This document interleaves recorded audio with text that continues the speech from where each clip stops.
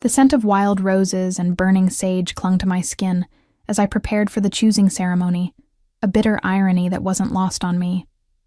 The women of my pack spent hours bathing in herb-infused waters, hoping to enhance their natural sense, to become irresistible to the Alpha King, who would visit our lands today. I went through the motions, not because I believed it would make any difference, but because defiance would only bring more pain. "Ilara, you're wasting precious herbs," my Aunt Marissa snapped, snatching the small sachet of dried flowers from my hands. "These should go to a girl who has a chance."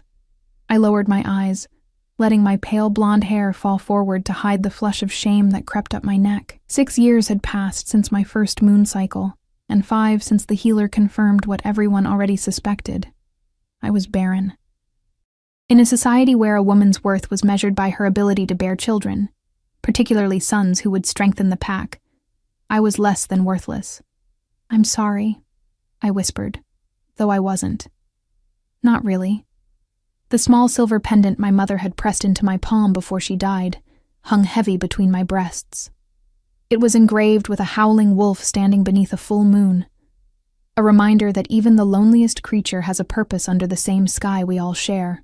When I touched it, I could almost hear her voice. "You are more than your womb, Ilara. You are mind, heart, and soul."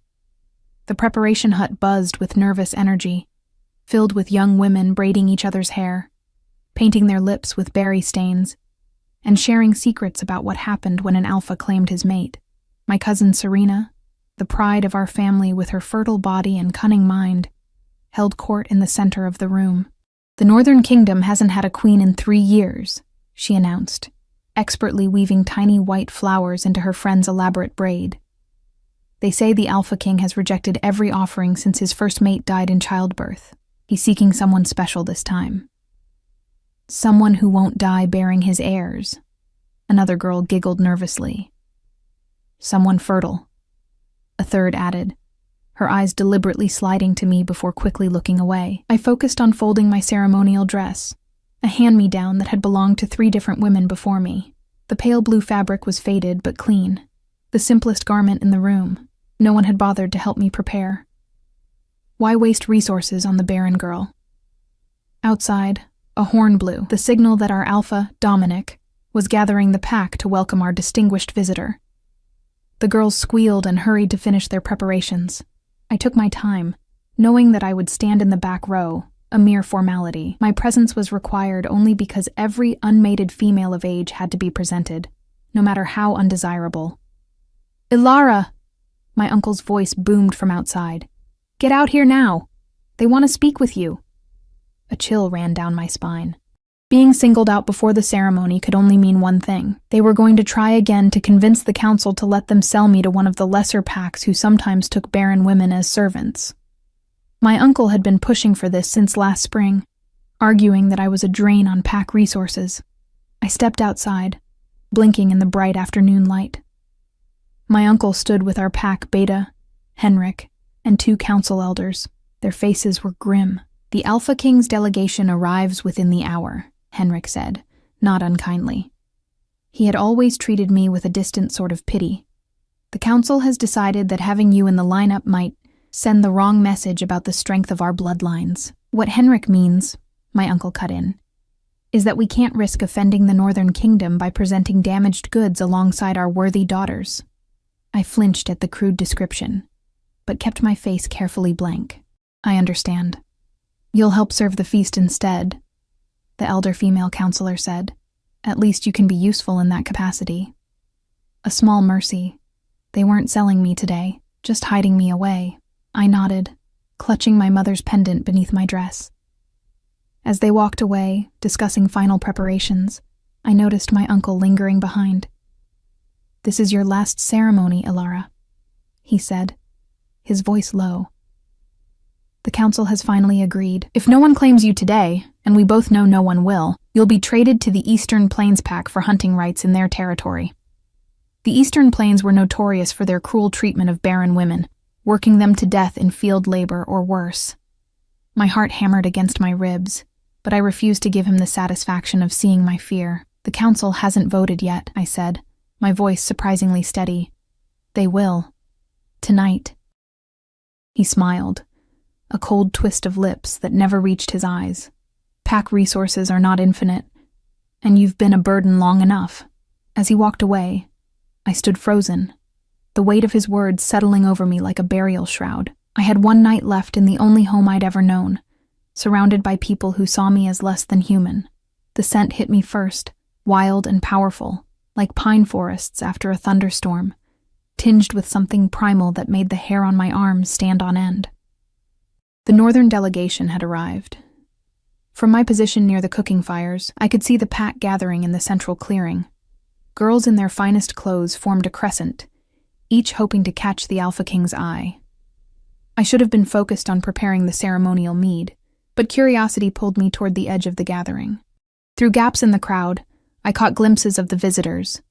Tall, powerfully built wolves in elegant dark clothing, their posture radiating confidence and strength. At their center walked a man who could only be the Alpha King himself. Even from a distance, he commanded attention. Taller than the others, with broad shoulders and movements that reminded me of a predator perpetually ready to strike. His dark hair was pulled back, revealing a face of harsh angles and stern beauty. Unlike the others who surveyed the crowd with diplomatic smiles, his expression remained impassive, almost cold. "What are you doing?" A sharp voice broke my trance. Marissa grabbed my arm, her nails digging into my skin. "Get back to the kitchens. Your presence here is inappropriate." I was just delivering the, "I don't care what excuse you've invented. Remove yourself before someone important notices you." But as she pulled me away, something unexpected happened. The Alpha King, in the middle of a formal greeting with our pack leaders, suddenly paused. His head turned slightly, nostrils flaring as if catching an unfamiliar scent. Then, with deliberate slowness, his gaze swept the crowd until it landed directly on me. Time seemed to stop. His eyes, a piercing silver gray that seemed to glow with inner light, locked with mine across the distance. Something passed between us, a jolt of recognition that made no sense. I had never met this man, never even seen him before today. Yet something in his gaze suggested knowledge, as if he'd been searching for something and unexpectedly found it. Marissa's grip on my arm tightened painfully. "Stop staring at him," she hissed. "Have you lost your mind?" I lowered my eyes and let her drag me away, but not before I saw the Alpha King whisper something to his beta, his gaze never leaving my retreating form. The feast preparations kept me busy as evening fell. I moved between the kitchens and the great hall, carrying trays of roasted meat and fresh bread, filling wine glasses, and trying to make myself as invisible as possible. The formal dinner preceded the actual choosing ceremony, giving the Alpha King time to observe the potential mates in a social setting. From the corner of my eye, I watched as Serena charmed the northern delegation, her laughter ringing like silver bells. Other girls took turns approaching the high table, each attempting to capture the Alpha King's attention, but his responses seemed mechanical, disinterested. "He hasn't smiled once," whispered Lily, another servant girl, as we refreshed a platter of fruits. "They say he hasn't since his mate died." "Can you blame him?" "Imagine losing your true mate," I murmured back. "They also say he's ruthless, that he eliminated 3 rival packs who challenged his rule after his father's death. Some call him the Blood King." I glanced toward the high table where he sat beside our Alpha, barely touching his food, those strange silver eyes scanning the room as if searching for threats. Or perhaps something else entirely. "More wine for the high table," the head cook ordered, thrusting a heavy pitcher into my hands. I moved carefully through the crowded hall, keeping my head down as I approached the dignitaries. Our Alpha was mid-story, gesturing grandly as I silently refilled glasses. When I reached the Alpha King, I kept my eyes averted, focusing on pouring the deep red wine without spilling. "Thank you," a deep voice said, startling me. The Alpha King never spoke to servers. I looked up reflexively and found those silver eyes examining me with an intensity that made my skin prickle. Up close, I could see the fine lines around his eyes, the slight silver at his temples. He was older than I'd initially thought, perhaps in his mid-30s, with the weathered look of someone who had known both power and pain. "You're welcome, Your Majesty," I whispered, dropping into a small curtsy. His hand moved suddenly, not toward the wine but to my neck, where my mother's pendant had slipped out from beneath my serving dress. I froze as his fingers brushed the silver wolf. "An unusual symbol for a serving girl," he remarked, his voice low enough that only I could hear. "It was my mother's," I answered simply, not knowing what else to say. Something flickered in his expression. Interest, perhaps, or curiosity. But before he could speak again, our alpha intervened. "Ilara, you're needed in the kitchens," Dominic said sharply, giving me a pointed look. I nodded and backed away, feeling the weight of the Alpha King's gaze follow me across the room. As I pushed through the swinging door to the kitchen, I caught a fragment of conversation from the high table. "Not eligible for the ceremony. Unfortunate condition." My cheeks burned. They were talking about me, explaining to the Alpha King why the girl with the silver pendant wouldn't be among the choices presented to him later. As the feast concluded, eligible young women were ushered to prepare for the choosing ceremony, while I cleared tables and washed dishes, trying not to think about what awaited me after tonight. The Eastern Plains Pack. A life of servitude or worse. Ilara. Henrik, our beta, stood in the kitchen doorway. "You're needed." "I haven't finished the— now." His tone brooked no argument. Heart pounding, I dried my hands and followed him, not toward the servants' quarters, but to our Alpha's private study. Had they moved up the council vote? Was my fate to be decided now, rather than after the ceremony? Henrik opened the heavy wooden door and motioned for me to enter. Inside, Alpha Dominic stood by the fireplace, his expression tense. Seated in a chair, looking entirely too large for the space, was the Alpha King. "Leave us," he commanded, and Henrik bowed before closing the door. I stood frozen in the center of the room, painfully aware of my plain serving dress, wet hands, and hair that had come loose from its simple braid during hours of kitchen work. The Alpha King's gaze traveled over me slowly, methodically, as if cataloging every detail. "Your name is Ilara," he said finally. Not a question, but a statement. "Yes, Your Majesty, and you're not being presented at the choosing ceremony." "Why?" The direct question stunned me. Surely our Alpha had already explained my unfortunate condition. I glanced at Dominic, who gave a slight nod, permitting me to answer. "I am Barren, Your Majesty," I said, the familiar words like ash in my mouth. "I cannot bear children." "So I've been told," he replied, his expression unreadable. "And for this, your pack intends to trade you to the Eastern Plains." I couldn't hide my shock. How did he know about that? The council vote hadn't even happened yet. "Your uncle speaks too freely after several glasses of wine," the Alpha King said, as if reading my thoughts. He boasted of the fine deal he'd arranged, trading damaged goods for prime hunting territory. Dominic shifted uncomfortably. "Your Majesty, I assure you that no formal arrangements have been made. The council will vote on Ilara's status after tonight's ceremony." The Alpha King ignored him, his focus entirely on me. "Do you want to go to the Eastern Plains, Ilara?" "No," I whispered, clutching my mother's pendant for strength. "But I understand my place. I cannot contribute to the pack as other women can. And is that all a woman is? A vessel for children?" For the first time, a hint of emotion colored his voice. Something like anger, though I couldn't understand why he would care about the fate of one barren girl from a lesser pack. Before I could respond, he stood, his imposing height making the room feel suddenly smaller. "I wish her to be included in the ceremony," he announced. Dominic stepped forward, clearing his throat. "Your Majesty, with all respect, the choosing ceremony is for eligible—" "Did I ask for your input, Alpha Dominic?" The temperature in the room seemed to drop several degrees. The Alpha King's voice remained quiet, but power rolled off him in waves that made my wolf whimper within me. I said I wish her included. See to it. As Dominic bowed and hurried from the room, the Alpha King turned back to me, his silver eyes softening fractionally. "Your mother's pendant," he said. "May I see it?" With trembling fingers, I lifted the silver wolf on its chain. He stepped closer, close enough that I could feel the heat radiating from his body, Smell that intoxicating scent of pine and thunder, a wolf howling to the moon. He murmured, "Do you know what it means?" I shook my head. Only that even in loneliness, we're never truly alone.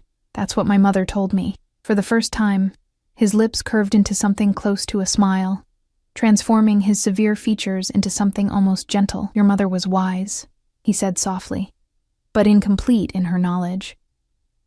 This symbol has another meaning in the Northern Territories." He touched the pendant lightly. "It represents transformation, the capacity for change when it seems impossible." Our eyes met, and that strange jolt passed between us again. This time, I didn't look away. "I'll see you at the ceremony, Alara," he said, stepping back. "Wear your mother's pendant where all can see it." As I left the study on shaky legs, I couldn't make sense of what had just happened, but one thing was certain. Whatever fate awaited me after tonight, it would not be the Eastern Plains. I'd never seen the women's quarters in such chaos. Word had spread quickly that I was to be included in the ceremony, and the reactions ranged from outrage to bewilderment. "It's an insult," Serena fumed, pacing in her elaborate gown of deep emerald. "To have a barren woman stand among us. What message does that send to the Northern Kingdom about our pack?" My Aunt Marissa rushed around in a panic, pulling out stored ceremonial garments, trying to find something suitable for me to wear. Not out of kindness, but fear. Defying the Alpha King's direct request would be dangerous for our entire pack. "This one," she said finally, thrusting a silver-gray dress into my arms. It was simple, but elegant, clearly intended for a younger girl who hadn't yet reached womanhood. The symbolism wasn't lost on me. I was to be presented as something incomplete, undeveloped. "And cover that pendant," she hissed. "Whatever caught his eye earlier, we don't need you drawing more unwanted attention." I clutched the silver wolf tightly. "He asked me to wear it visibly." Her face paled. "He what?" I repeated the Alpha King's words, watching confusion and fear battle across my aunt's features. After a moment, she nodded stiffly and turned away to help Serena with her final preparations. Left alone in a corner of the room, I slipped into the silver dress. It fit better than expected, highlighting the slenderness of my waist and the gentle curves of my body. I brushed my pale hair until it shone like moonlight, letting it fall loose down my back as was traditional for the ceremony. The silver pendant rested prominently against my collarbone, catching the light with every breath. For the first time in years, I allowed myself to look in a mirror without flinching away from my reflection. The woman who gazed back wasn't beautiful in the conventional way that Serena and the others were, with their full lips and rounded hips that promised fertility. But there was something in my eyes, a quiet strength born from years of enduring contempt and isolation. "It's time," Henrik announced from the doorway, his eyes widening slightly when they landed on me. We filed out toward the ceremonial circle, 23 young women in a rainbow of colors, with me in my simple silver bringing up the rear. The night air carried the scent of pine and wood smoke, and the full moon illuminated the clearing where the entire pack had gathered to witness the choosing. The ceremonial circle was marked with torches, casting flickering golden light across tense, expectant faces. I could feel the stares, hear the whispers as I took my place in the lineup.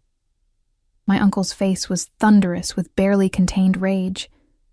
Beside him, several council members murmured urgently, occasionally glancing my way. From the shadows stepped the Alpha King and his delegation. He had changed for the ceremony, now wearing formal attire that spoke of his status, black pants and boots, a deep blue shirt that made his silver eyes seem even more unearthly. And over it all, a cloak lined with silver fur that swept the ground as he moved. The moonlight gleamed on a heavy silver medallion at his throat, the royal crest of the Northern Kingdom. Our Alpha Dominic stepped forward, beginning the traditional words of the choosing ceremony. "Tonight, under the witness of the moon, we offer our daughters as potential mates to strengthen the bonds between our packs. May the spirits guide your heart to your true match." The Alpha King inclined his head in acknowledgement, then began to walk slowly down the line of women. As was tradition, each girl bowed her head as he passed, a gesture of submission and respect. He paused occasionally, speaking quietly to some, moving on quickly from others. When he reached Serena, he lingered longer than with anyone else, and I saw hope flash across her face. My heart pounded so violently, I feared others might hear it. I kept my eyes on the ground as his footsteps approached, steady and unhurried. When his boots came into view, I bowed my head like the others, fixing my gaze on the silver pendant that hung at my throat. "Look at me, Alara." His voice was soft, yet carried an unmistakable command. I raised my eyes to his, fighting the instinct to shrink away from such direct contact with an alpha of his stature. Up close, in the moonlight, his features seemed carved from stone, beautiful in their severity. "Why do you think I requested your presence here tonight?" he asked, pitched for my ears alone. The question caught me off guard. "I don't know, Your Majesty. I think you do." His eyes dropped to my pendant, then back to my face. "You wear your heart openly, yet you've survived among those who would crush it. That requires a special kind of strength." Before I could respond, he reached out, his fingers brushing my cheek in a gesture so unexpected that a collective gasp rose from the watching pack. Touch during the ceremony was reserved only for the chosen. Without another word, he turned and walked back to stand before the entire group. Dominic moved to his side, clearly expecting him to request more time with select candidates, as was customary before making a choice. Instead, the Alpha King's voice rang out, clear and decisive. "I have made my choice." Murmurs of surprise rippled through the crowd. The choosing typically involved hours of private conversations, sometimes extending over days.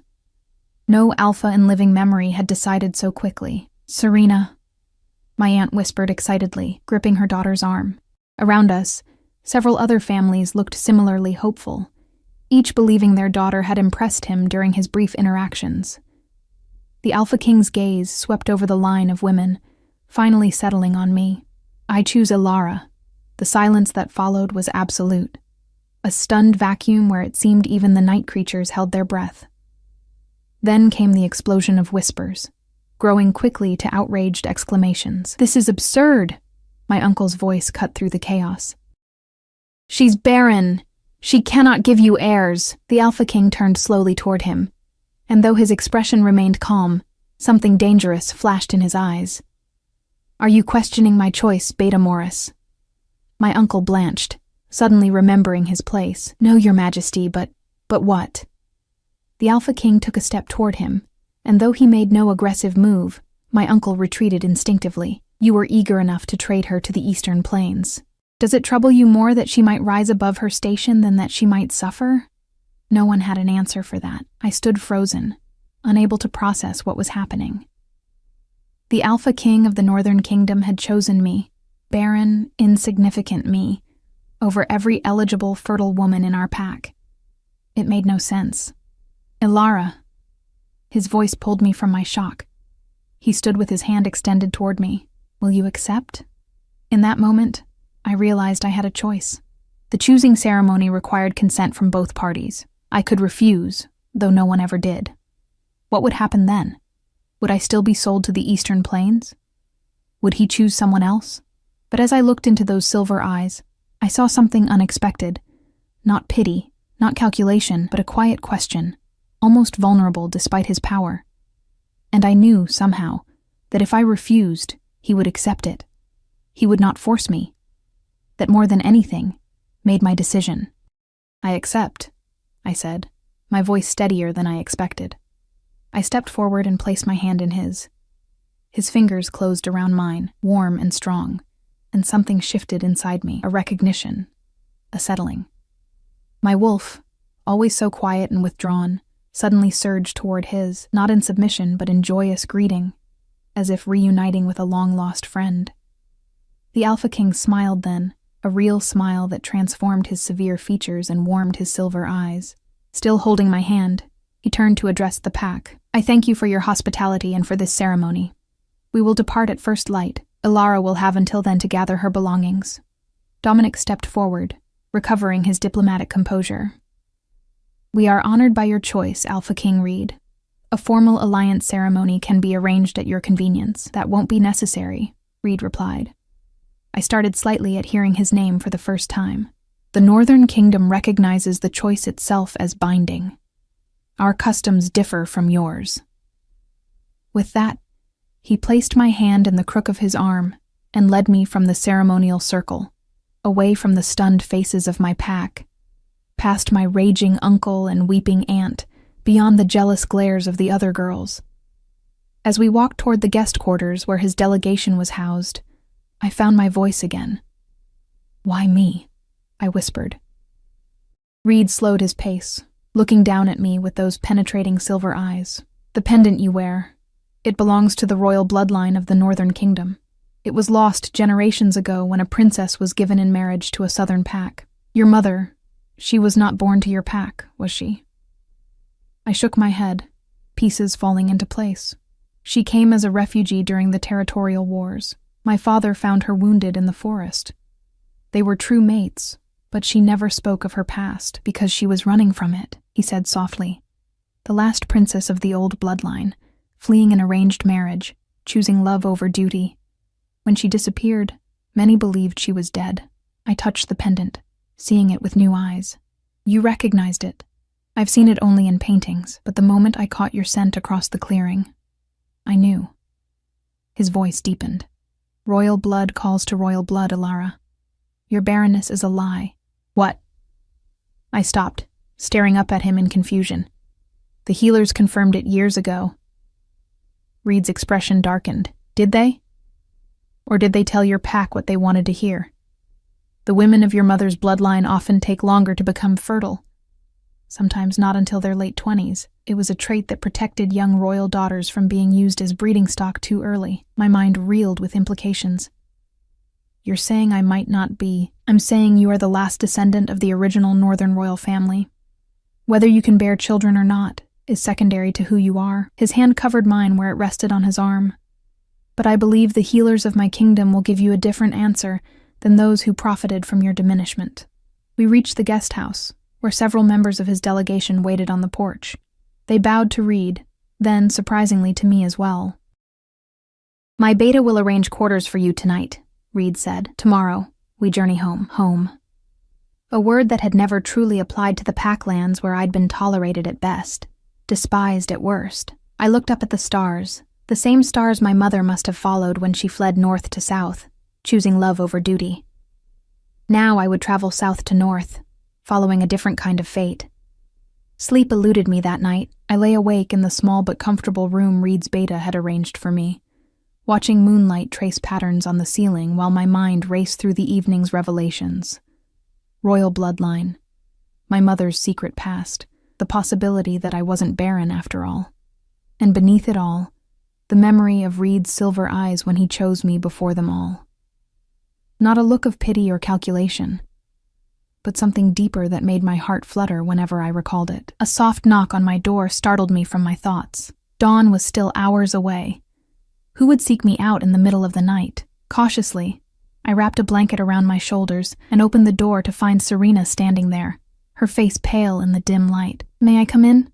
she asked, her voice lacking its usual sharp edge. I hesitated, then stepped aside. We had never been close, even as children. As the pack favorite, she had little reason to acknowledge the barren cousin who brought shame to the family. She entered and stood awkwardly in the center of the room, examining the simple space with curious eyes. "I couldn't sleep," she finally said. "Neither could I. I came to—" She paused, seeming to struggle with her words. "I wanted to understand. Why you? What does he see in you that he didn't see in the rest of us?" There was no malice in her question, only genuine bewilderment. For the first time, I saw beyond her perfect exterior to the insecurity beneath. Being the pack's prized daughter carried its own burden of expectations. "I don't fully understand it myself," I admitted, touching my pendant. "But it seems my mother wasn't who we thought she was." Serena's eyes widened. "What do you mean?" I hesitated, uncertain how much to reveal. But some instinct told me that sharing this final truth before leaving might help heal wounds I hadn't created, but had suffered from nonetheless. "My mother was from the Northern Kingdom originally," I said carefully. "From an important family. This pendant is a symbol of her lineage." "That's why he recognized it," Serena murmured, understanding dawning in her eyes. "But still, you can't give him children. How can an alpha king choose a barren mate? He says I might not be barren." The words felt strange on my tongue, carrying a hope I'd never allowed myself to feel, that the women of my mother's bloodline develop fertility later than others. Serena was silent for a long moment. "I always thought you were lucky," she finally said, surprising me, "to be free from the pressure of breeding, of being valued only for what your womb could provide." "Lucky?" I almost laughed. "To be treated as worthless? To face being sold off like unwanted livestock? I didn't know about the Eastern Plains," she said quietly. "Not until tonight. My mother never told me what Uncle planned for you." A silence fell between us, filled with the weight of years of misunderstanding. "You'll be a queen," Serena said finally.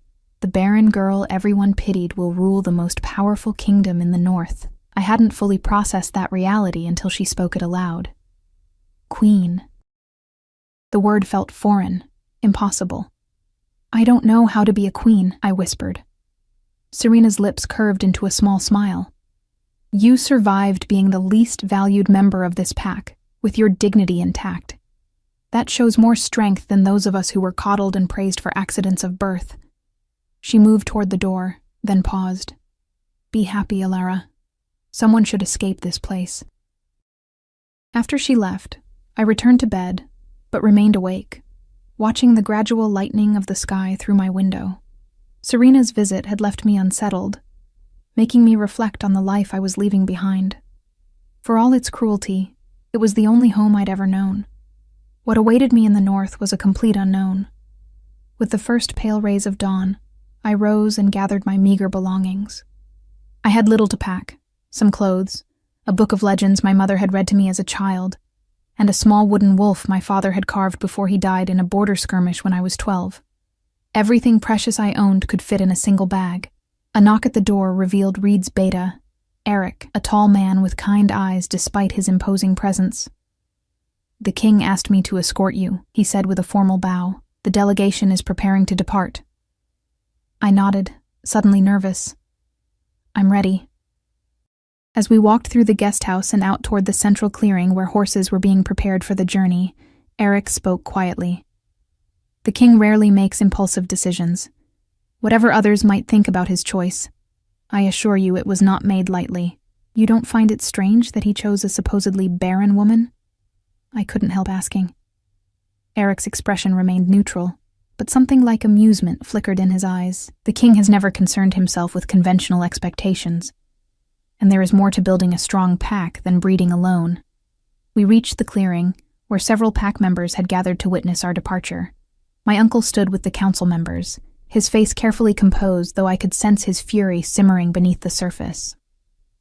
My aunt dabbed at her eyes with a handkerchief, though whether from sadness at my leaving or lingering shame at my selection, I couldn't tell. Reed stood beside a magnificent black stallion, talking quietly with Alpha Dominic. He wore riding clothes, dark pants, boots, and a charcoal gray shirt beneath a leather jerkin. The morning light caught in his dark hair, revealing strands of silver at the temples that I hadn't noticed before. He looked powerful, but somehow more approachable than he had in his ceremonial attire. When he saw me approaching, something in his expression softened. He excused himself from Dominic and came to meet me, taking my small bag from my hands. "Did you sleep well?" he asked. "Honestly, no," I admitted. "It's been a lot to process." He nodded, understanding in his eyes. "The journey to the Northern Kingdom takes 3 days. You'll have time to ask whatever questions you have." My gaze fell on the assembled horses. "I should mention that I've never ridden before. Women of my status weren't taught. You'll ride with me," Reed said simply, "until you feel comfortable learning on your own."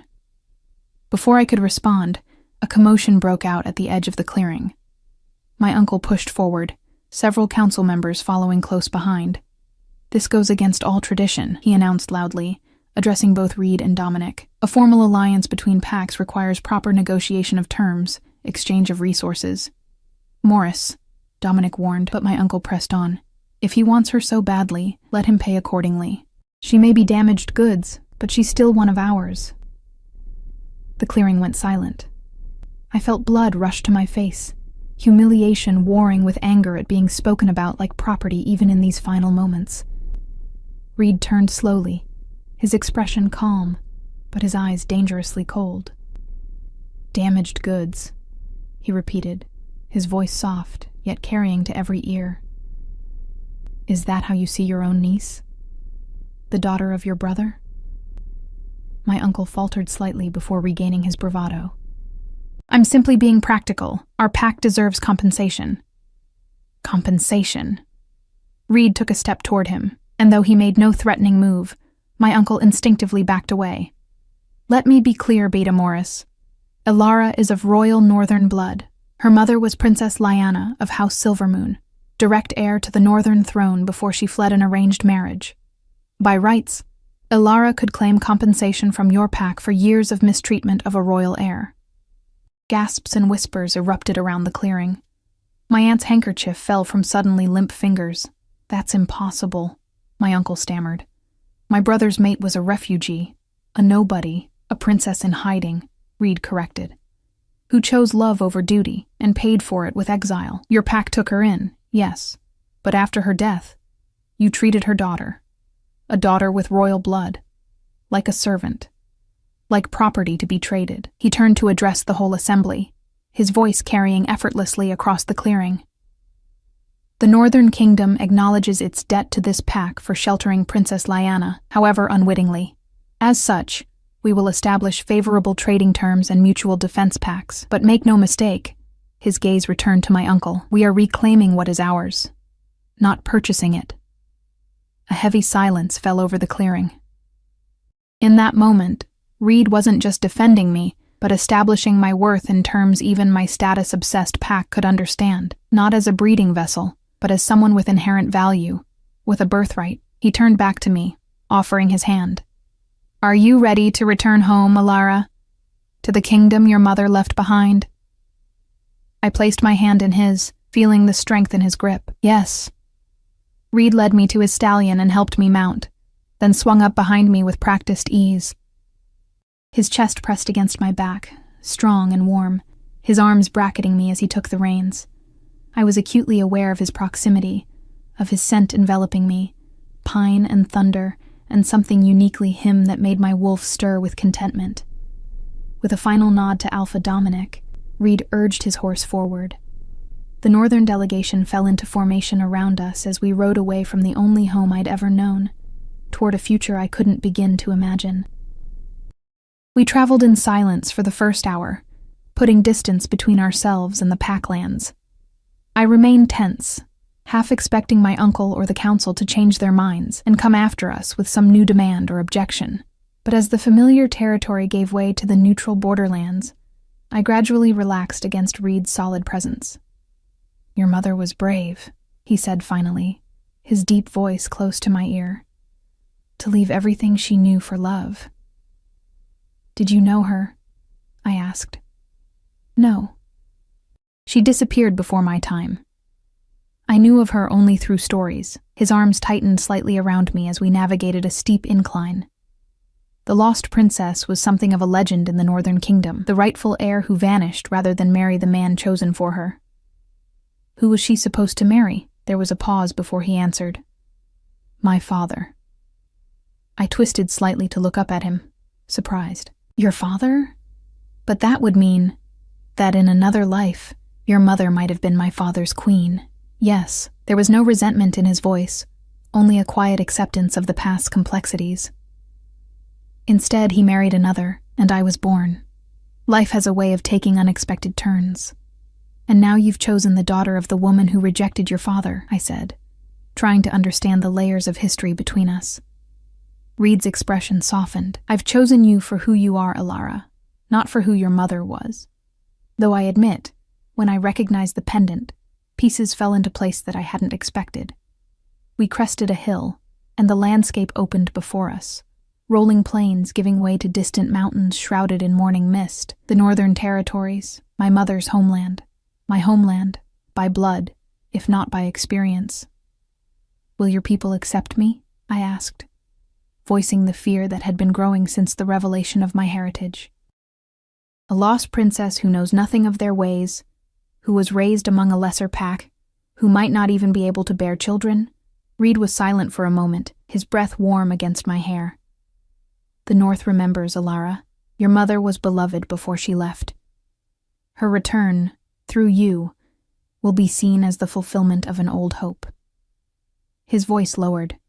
"As for bearing children, the royal healers will examine you properly, without prejudice. But even if their verdict matches that of your pack, it changes nothing about my choice." "Why?" I pressed, needing to understand. "An alpha king needs heirs. An alpha king needs a queen who strengthens him, who brings wisdom and compassion to balance power." His arms tightened fractionally around me. "From the moment I saw you, standing apart yet unbroken, I recognized something in you that called to me, something that has nothing to do with your womb, and everything to do with your spirit." We rode in silence after that, his words settling into me like seeds finding fertile soil after a long drought. For the first time in years, I allowed myself to feel hope, not just for a future free from contempt, but for the possibility of true belonging, of worth defined by something other than what my body could or couldn't produce. As the sun climbed higher in the sky, we entered a dense forest that marked the true beginning of Northern Territory. The air changed, becoming cooler and fresher, filled with the scent of pine and wild herbs. Birds I'd never heard before called from the branches above. "Welcome to the north, Alara," Reed said softly. "Welcome home." The northern forest embraced us with ancient, towering pines that filtered the sunlight into dappled patterns across the forest floor. The air was different here, crisp and clean, carrying scents I'd never experienced before. My senses, always sharp due to my wolf nature, seemed even more heightened in this unfamiliar territory. "The trees are singing," I murmured, half to myself. Reed's chest rumbled against my back in a soft chuckle. "The northern pines. They're said to whisper secrets to those with the blood of the old families." "Is that true?" "Perhaps not literally," he admitted. "But there is a special connection between the royal bloodlines and these forests. They've been our protectors and providers for generations." As we rode deeper into the woods, I began to notice subtle signs of habitation, paths that had been carefully maintained, occasional carvings on trees that seemed to mark territories or directions. The northern pack lived within the forest rather than clearing it away, I realized. They had adapted to the land rather than forcing the land to adapt to them. We stopped at midday near a clear stream to rest the horses and eat a simple meal of bread, dried meat, and berries packed by Reed's people before our departure. I sat on a fallen log, watching the interaction between Reed and his delegation. Unlike the rigid hierarchy of my former pack, where lower-ranked wolves spoke only when addressed by superiors, the northern wolves seemed to operate with a more relaxed command structure. They respected Reed. That was obvious from every deferential gesture and attentive glance. But there was an easy camaraderie that surprised me. Eric, the beta, approached where I sat slightly apart from the group. "May I join you?" he asked. I nodded, moving slightly to make room on the log. He sat beside me, offering a water skin. "You're observing us," he noted with a hint of amusement. "Looking for our weaknesses, perhaps?" The question startled a laugh from me. "Hardly. I'm just noticing differences between our pack and yours, former pack," he corrected himself. "Yes." I took a sip of water, organizing my thoughts. Everything seems less formal, yet there's still clear respect for hierarchy. Eric nodded. "The king believes strength comes from loyalty freely given, not forced submission. It's been the northern way for generations." He glanced toward Reed, who was deep in conversation with two other wolves. When his father died and rival packs challenged his rule, not a single northern wolf broke rank. They followed him not from fear, but from belief in his vision. "The Blood King," I murmured, remembering the whispers I'd heard. Eric's expression tightened. "A name given by his enemies." "Yes, there was bloodshed when he secured his throne, but only because others forced his hand." His voice lowered. "What you should understand, Alara, is that Reed honors the old ways. His father was different. More conquering warlord than guardian king. And my mother was meant to marry him," I said, pieces of the puzzle continuing to fall into place. "Princess Lyanna's flight changed everything," Eric confirmed. "The old king took a mate from a warrior clan instead, Reed's mother, who brought her own strength, but lacked the balancing influence the Silver Moon line was known for."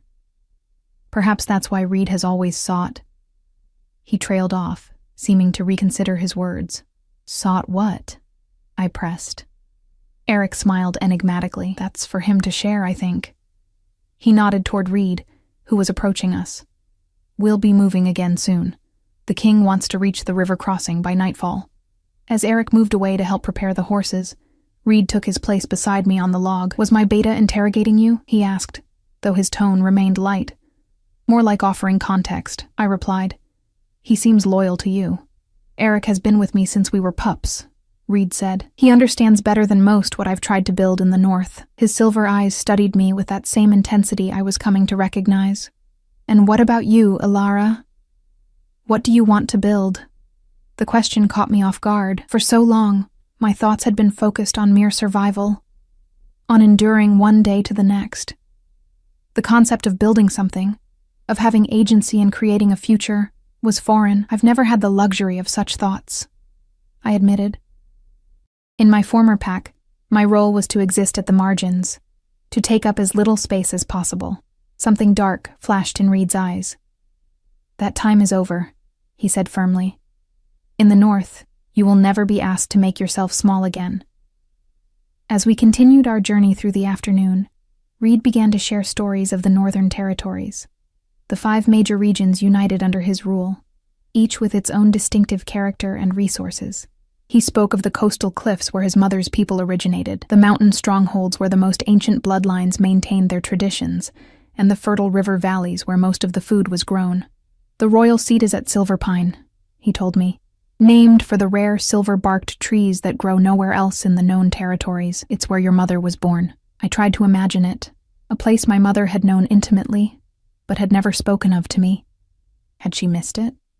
Had there been moments when she regretted her choice to flee? These were questions I would never be able to ask her. As the day waned, the forest thinned slightly, and I could hear the distant rush of water.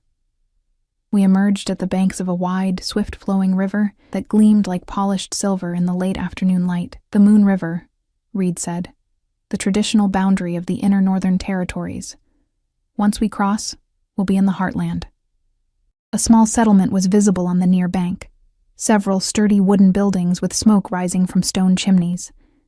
As we approached, people emerged to greet our party. Unlike in my former pack, where humans and wolves maintained strict separation from outsiders, these northern wolves seemed accustomed to their alpha traveling among them. They bowed respectfully to Reed but did not avert their eyes, as would have been required in the southern packs. And then, to my surprise, they bowed to me as well. Word travels fast, Reed murmured, helping me dismount from his horse. My legs were stiff and sore from the unaccustomed activity. They already know who you are. How could they possibly— Messenger wolves, Eric explained, appearing at my side. Faster than horses, especially through familiar territory. The king sent runners ahead this morning. An older woman stepped forward from the gathered villagers, her silver-streaked hair braided elaborately around her head like a crown. Though she must have been in her 60s, she stood straight and proud, and her eyes, a striking amber that contrasted sharply with her pale skin, were clear and intelligent. "Welcome home, Alpha King," she said, her voice strong and melodious. Then her gaze shifted to me, and something like wonder crossed her features. "And welcome, daughter of Lyanna. The North has waited long for your return." She approached me slowly, as if afraid I might startle and flee like a wild thing. When she stood before me, she reached out with weathered hands that showed the marks of a lifetime of work. "May I?" she asked, uncertain what she wanted. I nodded. She gently touched my face, her fingers tracing my cheekbones, the line of my jaw, the shape of my eyes. Tears gathered in her amber gaze. "You have her look about you," she said softly. "The silver moon eyes, the northern fairness." "You knew my mother?" I whispered. The woman nodded. "I was her nursemaid from infancy until she disappeared. Thea is my name, though she called me Nana." A sad smile curved her lips. "I never thought to see her face again, yet here you stand, her ghost in flesh." Something constricted in my chest, grief and longing, and a strange sense of connection to this woman who had known my mother in ways I never could. Without thinking, I reached for my pendant, a habit when emotions threatened to overwhelm me. Thea's eyes widened when she saw the silver wolf. She kept it. She breathed. All those years in exile, she kept the royal emblem. It was her most precious possession, I said. She gave it to me before she died, though she never explained its significance. Perhaps she hoped that one day you would find your way back, Thea suggested, that the pendant would speak for her when she could not. Reed stepped forward then, placing a gentle hand at the small of my back. Thea, we'll need lodging for the night. Tomorrow we continue to Silver Pine. Of course, my king. She bowed again, composing herself. All is prepared, and I've sent word ahead to the royal healers, as requested. I felt a flutter of anxiety at the mention of healers. Reed had promised that northern healers would examine me properly, without the prejudice that had colored the diagnosis in my former pack. But what if they confirmed what I'd been told all my life? What if I truly was barren? As if sensing my thoughts, Reed's hand pressed more firmly against my back, a silent reassurance. We followed Thea toward the largest of the buildings, a 2-story structure with a wide porch and windows that glowed with warm light as the sun began to set. Inside, the building was simple but comfortable, with polished wooden floors and walls hung with woven tapestries depicting forest scenes. A fire burned in a large stone hearth, and tables were being set for the evening meal. The royal chambers are prepared upstairs, Thea said. I took the liberty of having a bath drawn. You must be weary from the journey. Reed nodded. Thank you, Thea. We'll join everyone for the meal after we've had a chance to rest. She led us upstairs to a spacious room with a large bed, several comfortable-looking chairs near the fireplace, and a wooden tub steaming in one corner, screened partially by a decorative panel. A second, smaller door suggested an adjoining room. I'll leave you to refresh yourselves, Thea said. Dinner will be served when you're ready, my king. With a final curious glance at me, she departed, closing the door behind her. Alone with Reed for the first time since our journey began, I suddenly felt awkward and uncertain. The presence of the single bed loomed large in my awareness. You can have the bath first, Reed said, breaking the silence. I'll use the adjoining room to change. He moved to a trunk that had apparently been delivered ahead of us and withdrew a small bundle, which he offered to me. Clean clothes. They may not fit perfectly, but they'll serve until we reach Silver Pine. Thank you, I said, accepting the bundle. Our fingers brushed, and that now familiar jolt passed between us. Reed's eyes darkened slightly, but he stepped back. Take your time. I know the journey has been taxing for you. As he disappeared through the adjoining door, I let out a breath I hadn't realized I was holding. Setting the bundle of clothing on a nearby chair, I moved behind the screen and began to undress, wincing at the soreness in my muscles from the long ride. The bath was gloriously hot, scented with pine and something floral I couldn't identify. I sank into it gratefully, letting the warmth seep into my tired body. As I soaked, I tried to process everything that had happened in the past 24 hours. Yesterday at this time I had been preparing for the choosing ceremony with no expectation beyond surviving another day of contempt. Now I was in the Northern Kingdom. Apparently a lost princess returned, about to be presented to a people who had stories about my mother but knew nothing of me. And Reed. I closed my eyes, recalling the feel of his strong arms around me as we rode, the quiet authority in his voice, the unexpected gentleness in his silver gaze when it rested on me. What did he truly want from me? He claimed my fertility, or lack thereof, didn't matter to him. But could that really be true for an alpha king who needed to continue his bloodline? After washing my hair and scrubbing away the dust of travel, I reluctantly left the comforting warmth of the bath. The clothes Reed had provided included soft leggings, a long tunic of pale blue, and a belt of finely tooled leather. Northern clothing, I realized as I dressed, was designed for practicality and movement, while still maintaining an elegant simplicity. The tunic's neckline was lower than I was accustomed to, leaving my mother's pendant clearly visible against my skin. I had just finished combing out my damp hair when a soft knock sounded at the adjoining door. "Come in," I called, setting aside the comb. Reed entered, having changed into clean clothing similar to what he'd worn during the day, but in darker colors that emphasized the breadth of his shoulders and the lean strength of his build. His hair was damp, suggesting he had found his own means to refresh himself. His eyes moved over me, taking in the northern clothing, and a small smile curved his lips. "You look like you belong here already," he said. "I feel like an imposter," I admitted, playing at being something I'm not. Reed crossed to where I stood, close enough that I had to tilt my head back to maintain eye contact. "You are Lyanna Silvermoon's daughter," he said quietly. "The northern blood runs in your veins. There is no imposter here, only a princess finding her way home. A princess who knows nothing of being royal," I countered, "who was raised to keep her eyes down and her voice silent. Then we will unteach those lessons," Reed said simply. "Starting tonight." The dining hall hummed with conversation that quieted as Reed and I descended the stairs, every eye turned toward us, curiosity and speculation evident in their gazes. I fought the ingrained instinct to lower my head, to make myself smaller and less noticeable. Reed's hand at the small of my back gave me silent encouragement. "Remember," he murmured close to my ear, "in the north, you look them in the eye. You are not beneath them." Thea had arranged the seating with Reed at the head of the main table, and a place for me at his right hand.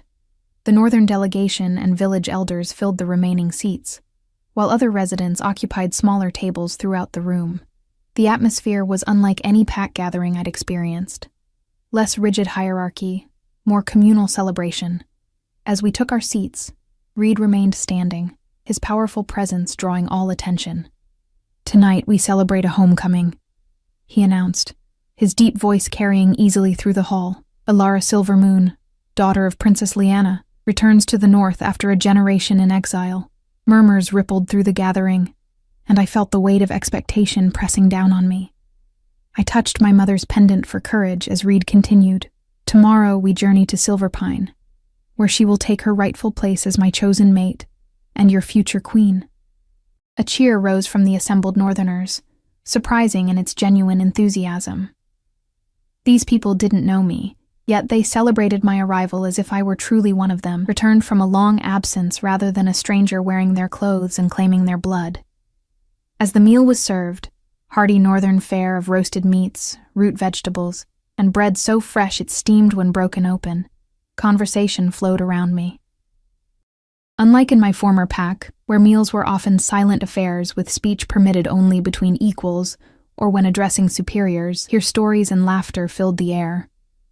An elderly man across the table leaned forward, his weathered face creased in a smile. "I remember your mother as a girl," he said, "fierce as a winter storm and twice as beautiful. She once climbed the oldest pine in the royal grove to rescue a wolf cub that had somehow found its way up, but couldn't get down. Terrified her nursemaids." "That sounds like her," I said softly, treasure of this new glimpse into who my mother had been before grief and exile had reshaped her. "She was never afraid of heights. She used to climb the tallest trees with me when I was small, showing me how to see the world from above." Thea, seated nearby, wiped a tear from her eye. "That's our Lyanna, always finding the highest vantage point, looking beyond horizons." She turned to Reed. "The princess had the sight, you know. Not always reliable, but she had flashes of what might be." "The sight?" I asked. "A gift that runs in the Silvermoon bloodline," Reed explained.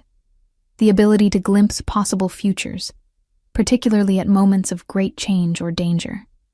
I thought of my mother's occasional strange statements, things that seemed nonsensical at the time, but later proved unnervingly accurate.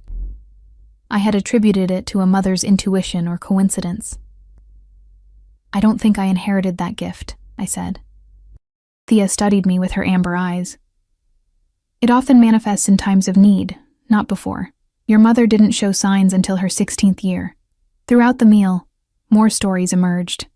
Tales of my mother's childhood, her stubbornness, her compassion, her skill with healing herbs. Each anecdote filled in pieces of a puzzle I hadn't known was incomplete, painting a picture of a young woman so different from the quiet, sad-eyed mother I had known. I drank in these stories like a person dying of thirst, each one a precious drop connecting me to a heritage I had never fully understood. Reed watched me throughout the evening, his silver eyes warm when they met mine. Occasionally his hand would find mine beneath the table, a gentle pressure that anchored me when the emotions threatened to overwhelm. As the meal concluded and people began to drift away in small groups, Reed leaned close. "Are you ready to retire? Tomorrow will be another long day of travel." I nodded, suddenly aware of my exhaustion. The emotional weight of the day, combined with the physical strain of the journey, had drained me completely. We bid goodnight to the remaining guests and made our way back upstairs. In the privacy of our room, the awkwardness from earlier returned. The single bed seemed to dominate the space, a silent question neither of us had addressed. "I'll sleep in the adjoining room," Reed said, answering my unspoken concern. Despite what the others may assume, I understand that we are still strangers in many ways. Relief mingled with an unexpected twinge of disappointment. "Thank you," I said, "for your consideration." Reed moved to the fireplace, adding another log to ensure the room would remain warm through the night. "May I ask you something, Alara?" "Of course." "Are you afraid of me?" The question was posed quietly, without judgment, but his eyes held mine intently as he waited for my answer. "No," I said truthfully. "Uncertain, overwhelmed, confused, yes, but not afraid." He nodded, seeming satisfied. "Good. Fear has no place between mates." He approached where I stood, close enough that I could feel the warmth radiating from his body. "There is much we don't yet know about each other. That will come with time. But I want you to understand one thing clearly. My choice was not made from pity or political calculation." "Then why?" I asked, the question that had been burning within me since the moment he spoke my name at the choosing ceremony. Reed's expression softened. "Because from the moment I saw you standing apart from the others, head bowed but spine straight, I recognized something in you that called to the deepest part of me." His hand rose to touch my cheek, the gentlest of caresses. "My father ruled through fear and domination. I have tried to build something different, strength tempered by compassion, power guided by wisdom. In you, I see the perfect balance to my reign, a queen who understands both strength and suffering." His words unlocked something inside me, a tentative hope that perhaps this unexpected turn in my life was not just an escape from cruelty, but a path towards something meaningful. "I don't know how to be what you need," I admitted. "A queen, a partner in leadership. These are roles I've never imagined for myself." "You don't need to know yet," Reed said.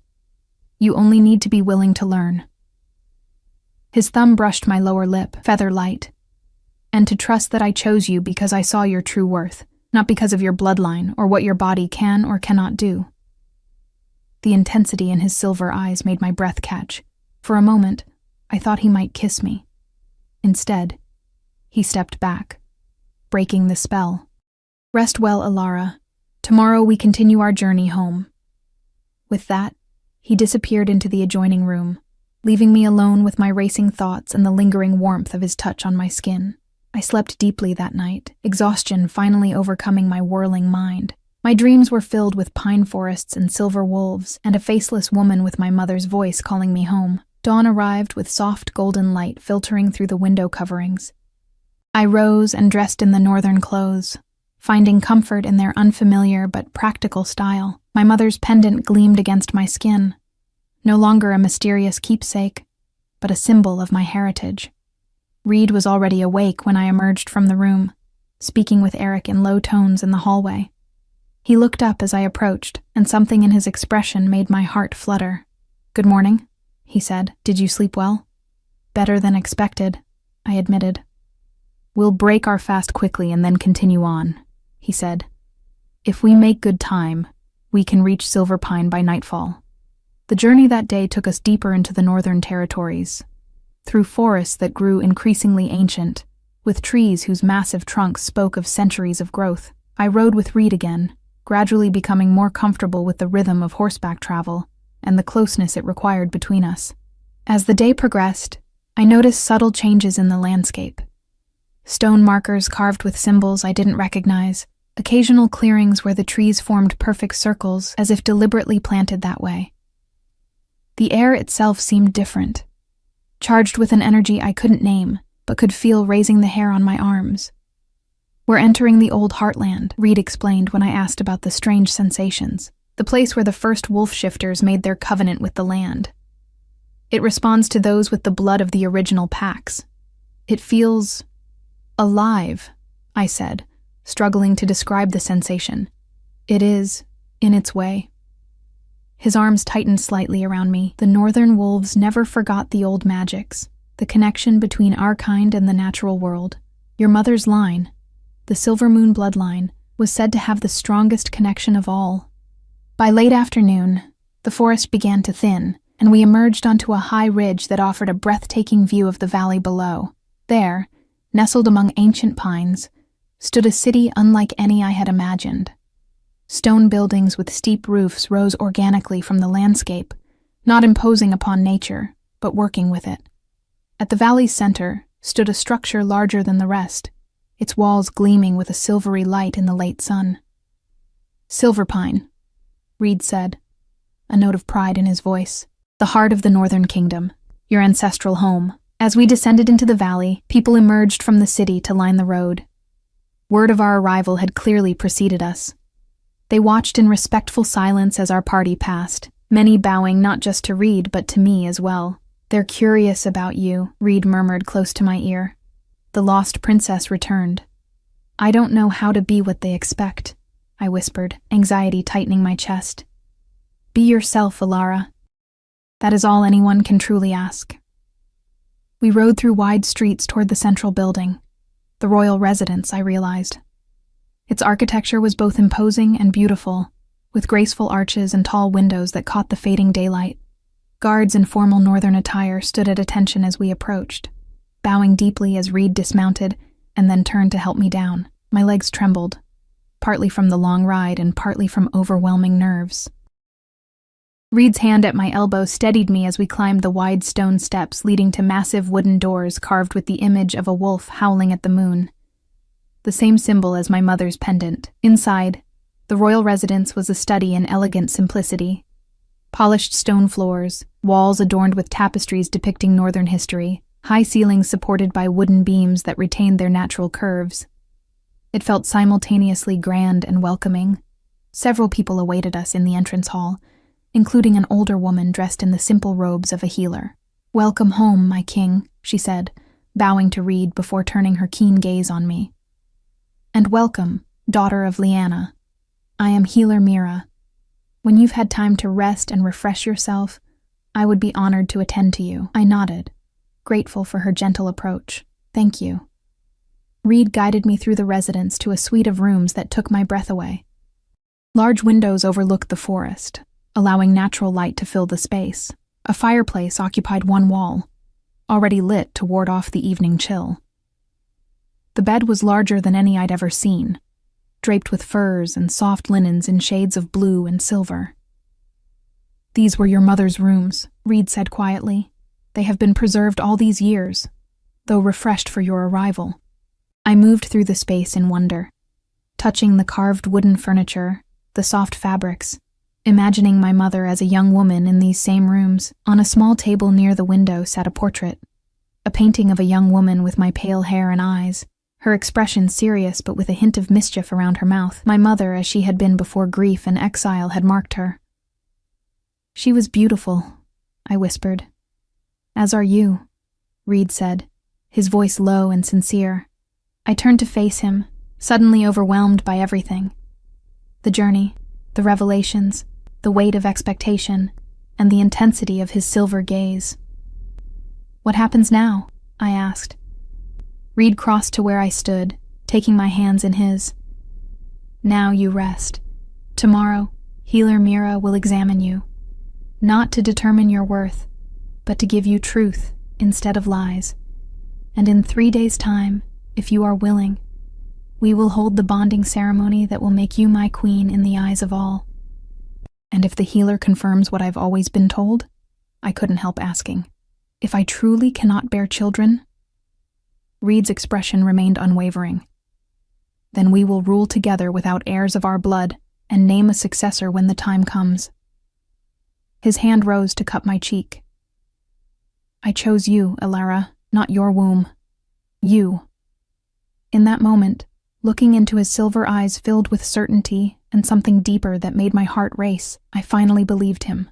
The barren girl, once deemed worthless, had found value in the eyes of the Alpha King, not as a vessel for continuing a bloodline, but as a partner, a balance, a queen in her own right. I placed my hand over his where it rested against my cheek. 3 days, I agreed. And then we begin whatever future awaits us. Together. Reed smiled then, a true smile that transformed his stern features and warmed his silver eyes. Slowly, giving me time to retreat if I wished, he leaned forward and pressed his lips to mine. A gentle, questioning kiss that held promise rather than demand. When he pulled back, I saw in his eyes the same wonder I felt, that out of all the twists of fate, all the cruel turns and unexpected paths, we had somehow found each other across time and distance, the lost princess and the Alpha King. 2 souls seeking balance, finding it in the most unexpected place. "Welcome home, Alara," Reed whispered against my lips. "Welcome home."